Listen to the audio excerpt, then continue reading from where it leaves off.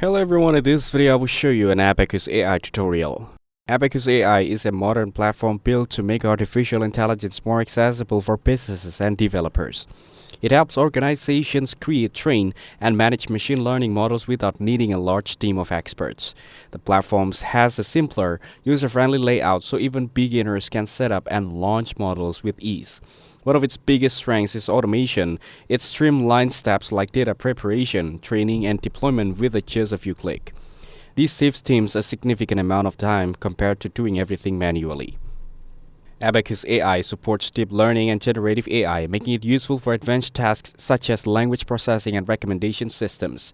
It offers real-time monitoring, letting users track model performance and make quick improvements when needed. Being cloud-based, it's accessible from anywhere and scales easily as project demands grow. It also works well with popular databases and tools, which makes it adaptable across industries. The platform places a strong focus on security and reliability, giving companies more trust in using AI at scale. Costs may increase depending on usage, so it might feel expensive for smaller teams. Still, the long-term value lies in time and effort it saves. It's especially effective for businesses looking to get AI into production quickly. Users also benefit from solid customer support and clear documentation.